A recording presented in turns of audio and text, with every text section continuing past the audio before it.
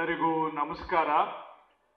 ಕಾರ್ಯಕ್ರಮ ಚಾಲನೆ ಕೊಡೋದಕ್ಕೆ ಬಂದಿರುವ ನಮ್ಮೆಲ್ಲರ ನೆಚ್ಚಿನ ಮುಖ್ಯಮಂತ್ರಿಗಳು, ನಮ್ಮೆಲ್ಲರ ನಾಯಕರು ಶ್ರೀಯುತ ಸಿದ್ದರಾಮಯ್ಯ ಸರ್ ಅವರು, ವೇದಿಕೆ ಮೇಲಿರುವ ಎಲ್ಲ ಮಂತ್ರಿಗಳು, ಗುರುಗಳು, ಶಾಸಕರು, ಸಂಸದರು, ಹಜ್ ಕಮಿಟಿಯ ಎಲ್ಲ ಸದಸ್ಯರು, ಆಗಮಿಸಿರುವಂತ ಎಲ್ಲ ಹಜ್ಜಿಗಳು ಮತ್ತು ಅವರ ಸ್ನೇಹಿತರು, ಬಂಧುಗಳು.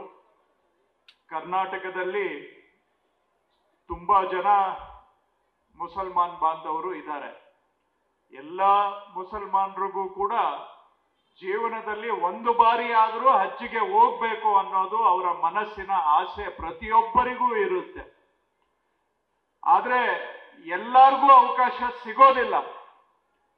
ಇಷ್ಟು ಜನಗಳ ಪೈಕಿ ಈ ವರ್ಷ 8635 ಜನಗಳಿಗೆ ಮಾತ್ರ ಹಜ್ ಪವಿತ್ರ ಯಾತ್ರೆ ಮಾಡುವಂತ ಅವಕಾಶ ನಿಮ್ಗೆ ಸಿಕ್ಕಿದೆ. ಹಾಗಾಗಿ ಜೀವನದಲ್ಲಿ ಇದು ಪುಣ್ಯ ಅಂತ ಹೇಳ್ಬಹುದು. ಬರೀ 8635 ಈ ವರ್ಷದಲ್ಲಿ ಸಿಕ್ಕಿರುವಂತಹದ್ದು ನಿಮ್ಮೆಲ್ಲರ ಪುಣ್ಯ. ಹಾಗಾಗಿ ಈ ಜೀವನದಲ್ಲಿ ಒಂದು ಬಾರಿ ಆದ್ರೂ ಮಾಡಬೇಕು ಅಂತಕ್ಕಂಥ ಈ ಯಾತ್ರೆ ನಿಮ್ಗೆಲ್ಲರಿಗೂ ಕೂಡ ಚೆನ್ನಾಗಿ ಆಗ್ಲಿ.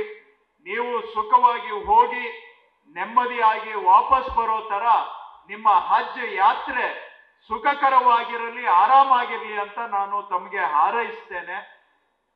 ಹೋಗಿ ಬರ್ತಕ್ಕಂತಹ ತಾವು ಅಲ್ಲಿ ಪ್ರಾರ್ಥನೆ ಮಾಡಬೇಕು, ದುವಾ ಮಾಡಬೇಕು. आप दुआ कीजिए, हर एक हिंदुस्तानी का तरक्की के लिए दुआ कीजिए.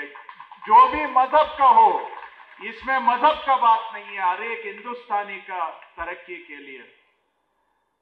अमन के लिए दुआ कीजिए कि पूरा दुनिया में अमन रहे, सबका बीच में अमन रहे, भाईचारा रहे.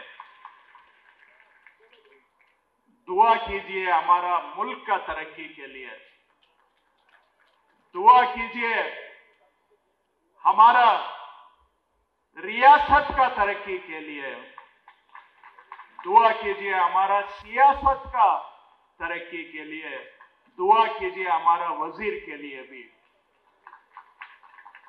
ನಿಮ್ಮೆಲ್ಲರಿಗೂ ಒಳ್ಳೇದಾಗ್ಲಿ. ನಿಮ್ಮ ಪ್ರಾರ್ಥನೆ ನಮ್ಮ ದೇಶಕ್ಕೆ ಒಳ್ಳೇದಾಗ್ಲಿ, ನಮ್ಮ ರಾಜ್ಯಕ್ಕೆ ಒಳ್ಳೇದಾಗ್ಲಿ, ಪ್ರತಿಯೊಬ್ಬ ಭಾರತೀಯನಿಗೂ ಒಳ್ಳೇದಾಗ್ಲಿ.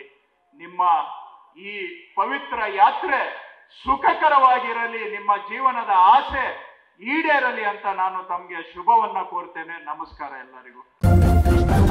ನ್ಯೂಸ್ ಫಸ್ಟ್, ನಿರ್ಭೀತಿಯಿಂದ ನಿಮ್ಮ ಪರವಾಗಿ.